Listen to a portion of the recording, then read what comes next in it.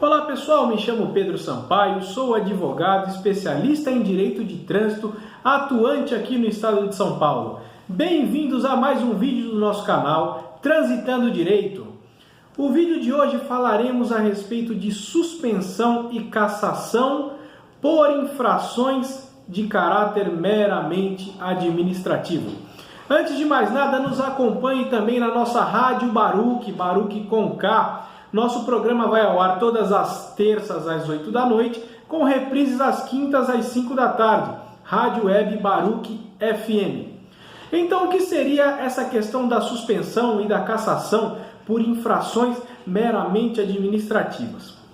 Vamos lá. Lembramos lá que para ser suspenso basta que se contabilize 20 pontos na sua habilitação no período de 12 meses. Da mesma forma que para ser cassado, basta que você, suspenso, cometa a infração e isso vai gerar, por consequência, um processo de cassação. Ok? O Código de Trânsito, ele prevê que todo tipo de infração, as que constam do Código de Trânsito, todo tipo de infração de trânsito deve ser contabilizada no prontuário do condutor, do proprietário, para fins de suspensão ou de cassação do direito de dirigir. Não há exceção.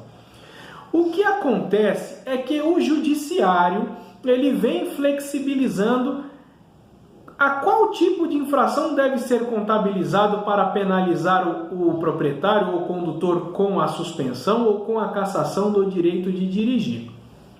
E para isso, o judiciário tem dividido as infrações de trânsito em infrações de trânsito propriamente ditas, ou seja, infrações da condução do veículo, que coloque o trânsito em perigo, que coloque os pedestres em perigo, coloque aquela coletividade do trânsito em perigo, e infrações que são nominadas de infrações de caráter meramente administrativo, ou então infrações de balcão, que são aquelas infrações que não colocam em risco a coletividade do trânsito, não são infrações propriamente de condução, não é a imperícia ou a imprudência do condutor que gera essa infração.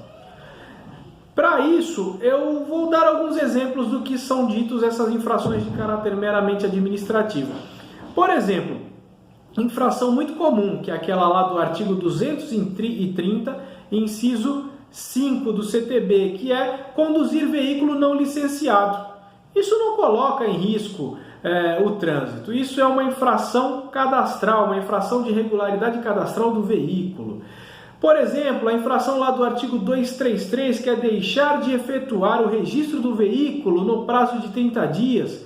Isso também não é uma infração na condução, não vai botar ninguém em perigo.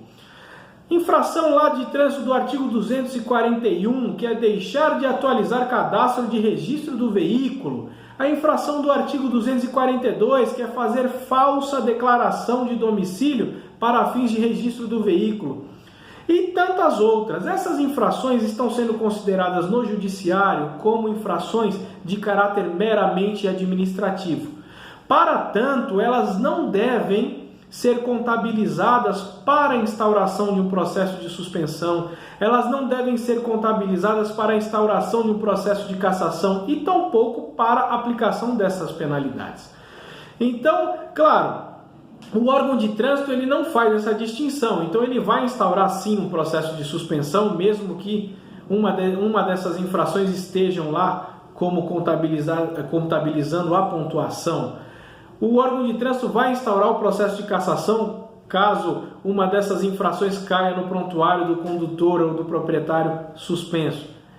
Para isso, vocês devem socorrer ao judiciário. Existem diversas decisões nesse sentido, anulando cassações, anulando suspensões, por conta de contabilizar essas infrações meramente cadastrais, infrações meramente administrativas, infrações de balcão, que em nada colocam em risco o trânsito.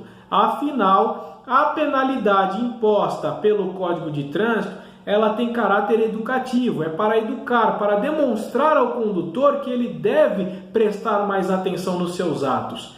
E estas infrações de registro, elas não fazem isso, não é culpa do condutor.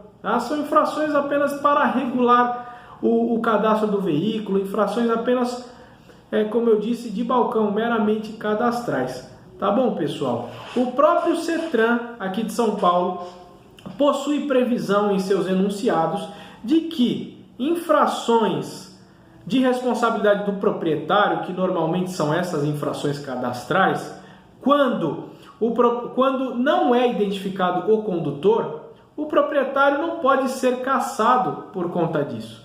Então prestem bem atenção nisso, gente. Às vezes vocês têm aí processos que podem ser anulados por conta disso e vocês estão comendo bola. Fica essa dica aí. Gostou desse vídeo?